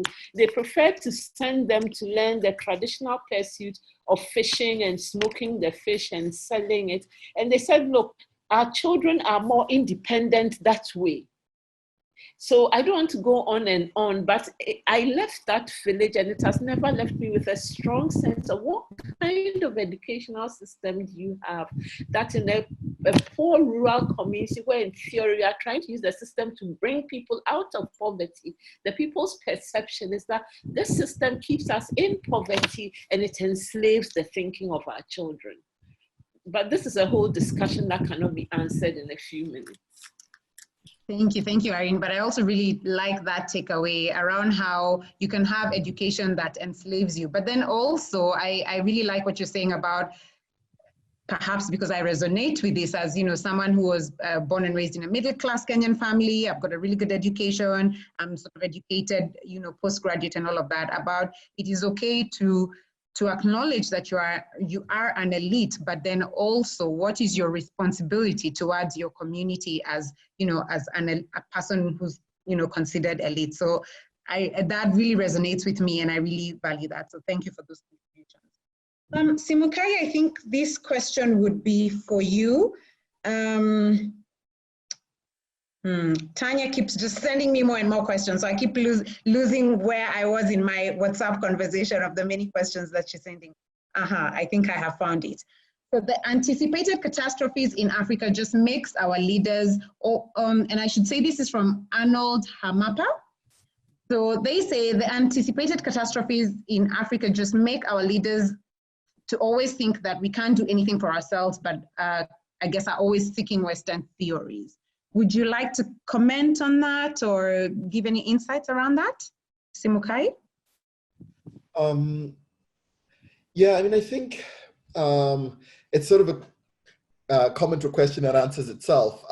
I think that I don't know, I guess maybe one needs to be attuned to, again, this differentiation about what leaders we're talking about and what context and under what sort of set of circumstances. I think that there is a projection and at times an internalization that, you know, catastrophe is coming and we're doomed. And I think a lot of African leaders, whether or not they fully imbibe it themselves and believe it genuinely, can also be quite astute and recognize that the ways in which to gain donor funding, in which to engage with the outside world, is to go along with its logics and participate in a sort of structurally subordinate position within a system, because it is a strategy for accruing benefit. And I think we ought not to be too naive in recognizing that, that actually there can be some political advantage in going along with some of these scripts. I think that does pose rather a deeper challenge, both in terms of how we politicize these narratives and how we deconstruct them from a more bottom-up perspective, as it were. But I think that politicians' motivations for how they engage these kinds of narratives often serve a host of different ends. Thank you. Thanks for that. And this question, I'm going to give this to Pascal. It's somewhat related to the question you were just answering, Simukai, and I'm not even sure if it's fair to give this to you, Pascal, but you have worked in kind of the public health sector, and you're now sort of based in if you like, an international, an INGO, international NGO, although I recognize that UNU is, although it's a part of the broader UN system, is slightly different from kind of the, you know, I will not even try and explain that. You can explain that in better terms, Pascal. However, there was a question here that was raised around how have, and this was by Tanya Charles, so how have bodies such as IMF and World Bank initiatives impacted public health in African countries? Pascal, I'll hand that over to you if you feel you can answer that question. So I'd say it's kind of a big question, but I mean, I think the reality is that with the movement of global health funds, it is from pretty much from about 1993, with the monetization of health, when health became a commodity, so to speak, and that was largely pushed by the World Bank, where health sector reform was conditional on loans that were given to poor African countries and so on. They threw in a very strong influence. I'm sure Irene would be able to talk to that as well, because she was very much embedded in I can't remember what it's called now. I can see the institute in Adebulu that dealt with a lot of the kind of health systems related questions. But it is, I mean, yes, it is very much so. The discussions of how to make sure that that the books were balanced and health became less of a public good and much more kind of a business that had to be economically viable. And that was where a lot of the discussions around the neocolonization of health also started within that. So yes, the World Bank clearly has had a significant influence in health and health systems and the way that they currently exist in most countries in Africa. Well, the most low and middle income countries, not just Africa, Africa and Asia as well. Thank you, Pascal. Irene, Pascal mentioned your name in there. Is there anything you'd like to add to that? Just a little quote. There's a quote, I think it's in the book of Proverbs. It says that the borrower is slave to the lender. So long as Africa continues on this trajectory where we are forever going to somebody else for a loan, we need to realize that we are going to be colonized one way or the other. And if I can go back to the story I used, I used that story because actually that community I talked about, traditionally, they were catching lobsters. And despite being illiterate, they had middlemen who came from Accra, bought the lobsters, put them on ice and shipped them to Europe. They were not poor. Now, what the educational system should have done for them was to adjust itself so that their children get the literacy, which can help them build up their traditional ways of earning money and become even more independent, what the educational system did is it had no adjustment to the reality of this community. It was the same process, you know, the same much. So that's what I'm saying, that we really need to engage in a totally different kind of thinking. Pascal raised the disruption issue. I agree with her. There are some things which need to be disrupted, but disruption can be painful and you will meet resistance. And how well are we prepared to meet the resistance and hold our ground and persist and keep making the point that if we continue business as usual, the borrower is slave to the lender, and we have the ability to stop being the borrower. We can try being the lender for a change if we change our trajectory. That's really powerful. I really like that quote, that the borrower is slave to the lender. That is definitely one of my take-home messages from this session today. Tanya, I saw your message about time, but I'm unclear if it's that was additional time for the Q&A or to wrap up the session. So do I need to start wrapping up the session, or do we have time to answer a couple more questions? If you've got 7 minutes, Dr. Koi, so you can maybe ask one more question if you need to, but we would love your closing remarks of the session. Okay, maybe I'll take the 7 minutes to kind of just give my reflections and sort of summarize what I've had from today, what I've had from all the brilliant speakers. First of all, thank you so much to all the fire starter speakers. Pascal, I know it's quite late at night in Malaysia and Kuala Lumpur, so thank you for staying up late, but that is not to in any way kind of minimize my thank you to any of the other 3 speakers. Thank you very much for your time, for your thoughts, for your, you know, it was brilliant. I've learned so much. I was kind of scribbling things down. I'm like, I need to remember all of this, and thank God there's a recording. I can go back and just listen to all of the wonderful points that were raised. But just to summarize, so I kind of just want to go step by step as we started with the speakers. So I really liked that Clara took us back to what Philippa said both yesterday and I believe again today, how sometimes we need to look back before we can move forward. So, you know, Clara was sort of challenging us and saying, you know, before we go to the level of thinking about knowledge production and all of these sorts of things, perhaps we need to take a step back and we need to kind of think about our own realities. What are our own values? What is our way of being? How do we kind of view and perceive ourselves? And I thought that kind of tied in really, really well with what we've been saying, that sometimes you need to look back before you can move forward. And then she also did a really good job of kind of problematizing the current systems and ways of being, you know, this idea of kind of Eurocentrism, and then really problematizing capitalism in and of itself as a system, and not just in terms of how it impacts Africa or the global South for that matter, but even how it impacts people in the global North, because it's sort of a system of exclusion and so on and so forth. And I thought that was really powerful. And then, and you know, kind of that call from her, that rallying call from her while she was answering the question that was posed to her, that perhaps we should think about turning things on their head completely. So not even kind of recreating or anything like that, but entirely dismantling and perhaps rebuilding and just thinking about different ways of doing things and different ways of being, which I thought was really powerful. And I also like, there was a comment that came through in the chat. Someone was talking about how maybe we need to stop talking about creating and recreating, because, you know, as Africans, we already have such a strong sense of history. And so maybe we need to think about how do we bring that through to these kinds of conversation rather than necessarily creating and recreating.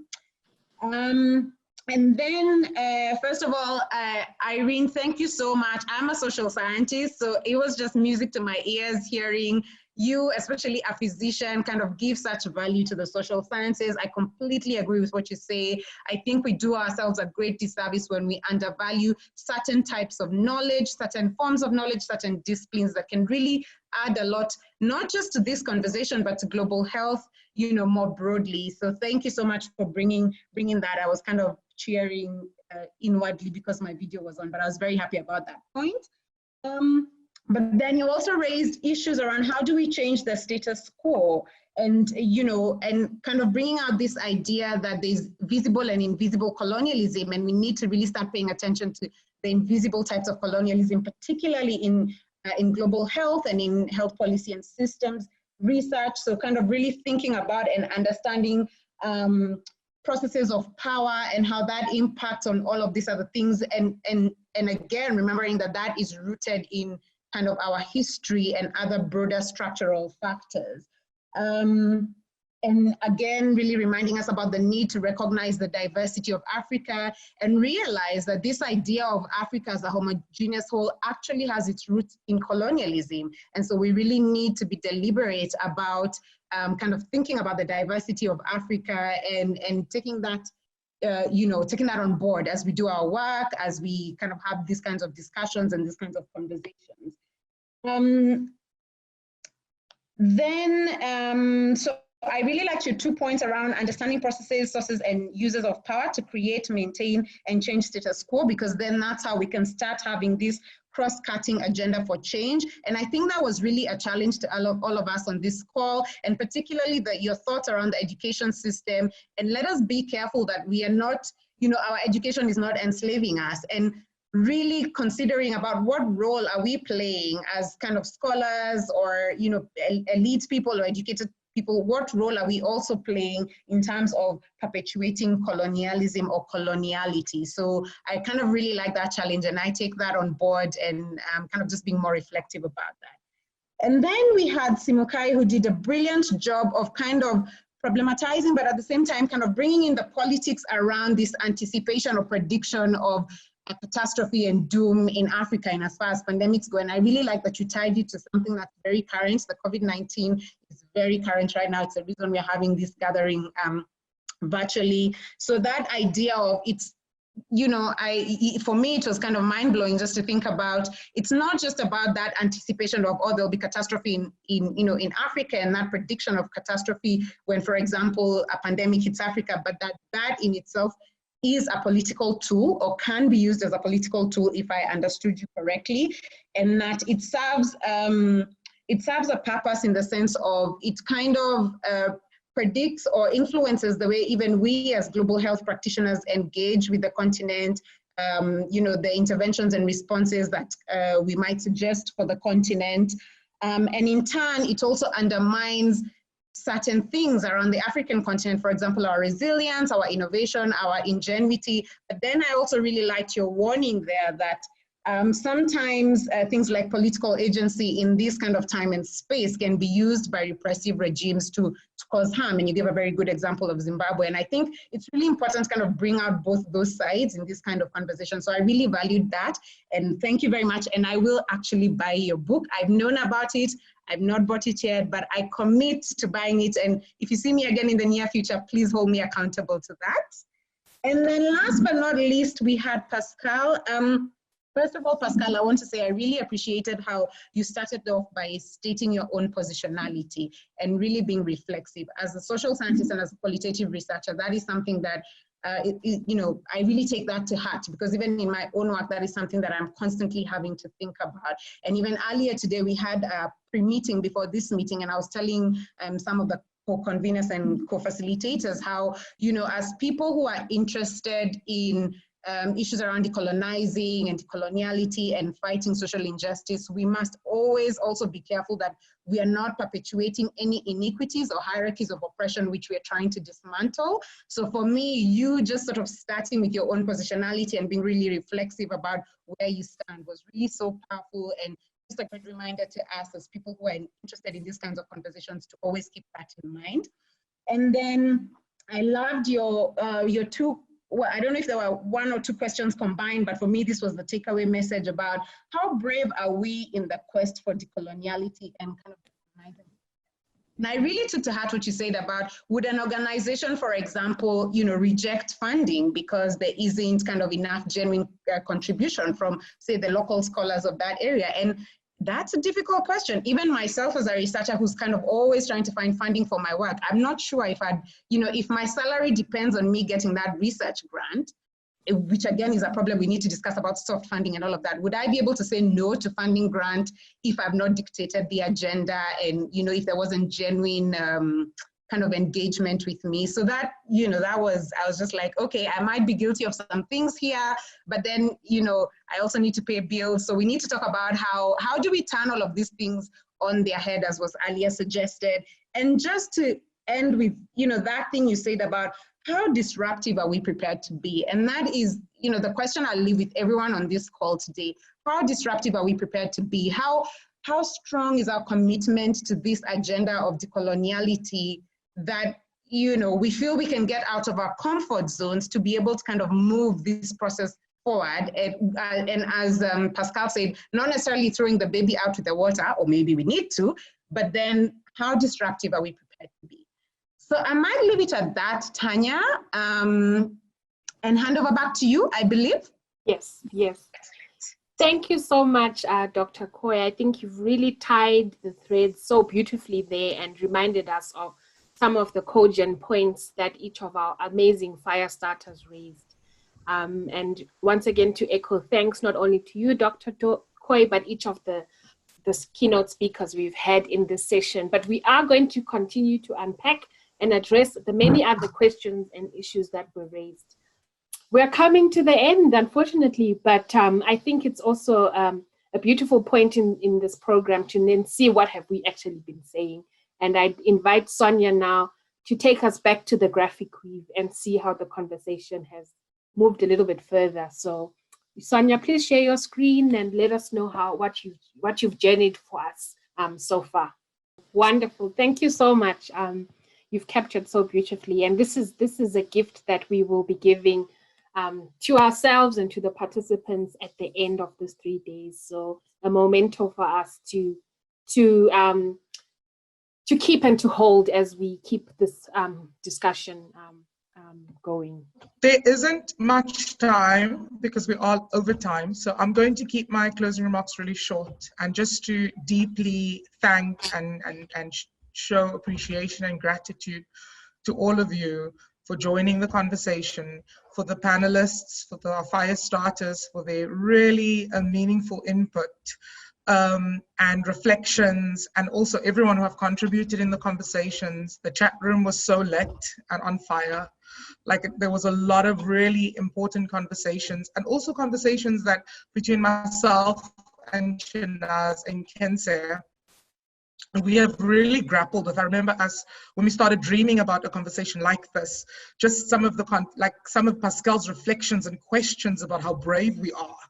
And this event is really us demonstrating a little bit of our bravery in disrupting and creating a table for ourselves to engage, for us to collectively talk about creating space. Caresa's comment and reflection on language and the idea of drawing constantly on decoloniality, centering the empire in the ways that we talk about stuff is really, you know, struck with us in a lot of our conversations when we met and set up this conversation. So we deeply appreciate the honest and open reflections, and hopefully tomorrow we can have a more concrete discussion about what the next steps are. Thank you for already kind of igniting some of those concrete contributions for how do we think about the practical implications for what we are talking about, both within ourselves but also in our broader communities and the work that we do. I wish you all a lovely evening, and I'll hand over to Tanya to do the logistics, the closing logistics. Thank you so much, everyone. Beautifully said, and invocation of the lessons captured in music that we can also take forward, and a beautiful closing from Lance. Thank you.